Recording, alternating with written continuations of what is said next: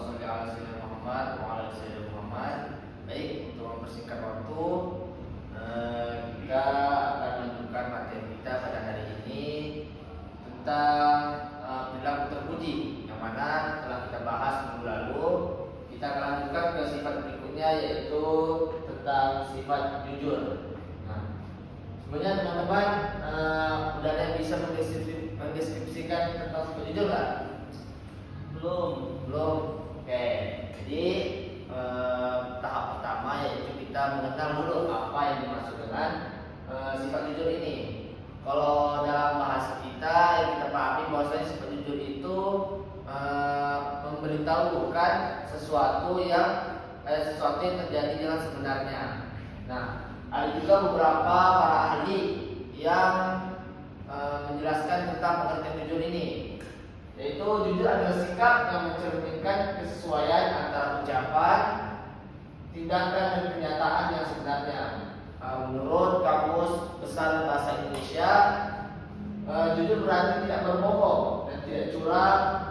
Allah lagi menjelaskan bahwa kejujuran tercermin dari perilaku yang sesuai antara kata dan perbuatan.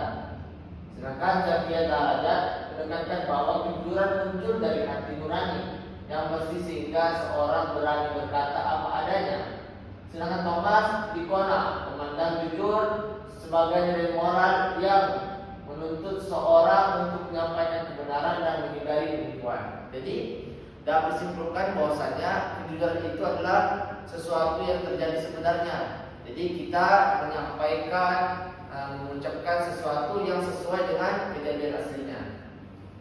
Kemudian lanjut ke bentuk-bentuk jujur. Jadi jujur ini ada 3 bentuk. Yang pertama jujur dalam perkataan, kemudian jujur dalam perbuatan, dan yang ketiga jujur dalam niat. Nah, yang pertama jujur dalam perkataan atau ucapan, yaitu mengatakan sesuatu yang apa adanya sesuai fakta tanpa menambah atau mengurangi. Seseorang yang jujur dalam ucapan tidak berbohong, tidak memutarbalikkan informasi dan berkata benar meskipun sulit. Sebagaimana hadis yang sering kita dengar itu qul haqq walau kana murran. Katakanlah sesuatu yang benar walaupun itu pahit. Jadi jujur dalam perkataan ini lebih ke lisan. Jadi kita diperintahkan untuk mengucapkan sesuatu yang sesuai dengan realita. Kemudian jujur dalam perbuatan, sikap yang terlihat dari tindakan yang sesuai dengan ucapan maupun aturan. Contohnya tidak mencontek, tidak mencuri, dan tidak melakukan hal yang merugikan orang lain. Perbuatannya selalu mencerminkan nilai kejujuran. Kemudian yang ketiga, jujur dalam niat atau hati. Kejujuran adalah tingkat terdalam, yaitu memiliki niat yang tulus dan tidak menyembunyikan maksud buruk. Orang yang jujur dalam hati tidak bermuka dua, tidak manipulatif, dan tidak berpura-pura. Jadi sebenarnya ketiga ini ada kesinambungan. Terkadang kita harus jujur dalam perkataan, juga ada hubungannya kita harus jujur terhadap perbuatan kita, kemudian dalam hati juga. Tentunya di sini saya akan mengambil dalil jujur dari hadis yang artinya an Ibnu Abbas sekolah Rasulullah SAW. Dari Ibnu Abbas radhiyallahu yang berkata, Rasulullah SAW bersabda, wahai para pedagang, sesungguhnya kalian menguasai urusan yang telah menghancurkan umat terdahulu, yaitu takaran dan timbangan. Jadi di sini dijelaskan bahwasanya takaran dan timbangan itu merupakan masa lalu yang menjadi pertikaian, perpecahan antara sesama umat, yaitu karena tidak jujur tadi. Banyak sekali pedagang-pedagang terdahulu yang sering mengurangi timbangan, yang tidak profesional dalam berdagang, sehingga memancing keributan dan pertikaian. Kemudian dalil dari surah Al-Maidah ayat 8 yang berbunyi, ya ayyuhalladzina amanu kunu qawwamin lillahi syuhada'a bil qist wa la yajrimannakum syana'anu qaumin ala alla ta'dilu i'dilu aqrabu lit taqwa wa taqullaha innallaha bima ta'malun. Yang artinya beriman dan kamu menjadi orang-orang yang selalu menegakkan bersaksi atau jujur tentang kebenaran karena Allah, menjadi saksi dengan adil, dan jangan sekali-kali kebencianmu terhadap suatu kaum mendorong kamu untuk berlaku tidak adil. Berlakulah karena adil itu lebih dekat kepada takwa, dan bertakwa kepada Allah, sesungguhnya Allah Maha mengetahui apa yang kamu kerjakan. Jadi di sini kita untuk menjadi seorang yang adil, yang sekiranya bisa diminta persaksiannya terhadap kebenaran, dan kita dilarang untuk jangan sekali-kali kebencian terhadap satu kaum mendorong kamu untuk tidak berlaku adil.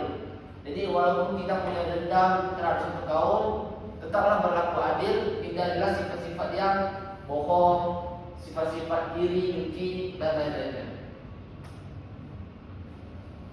Terus mengapa kita harus jujur?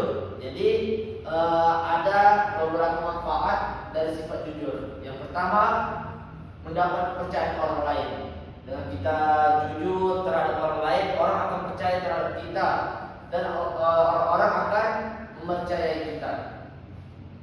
Kemudian menciptakan hubungan yang baik.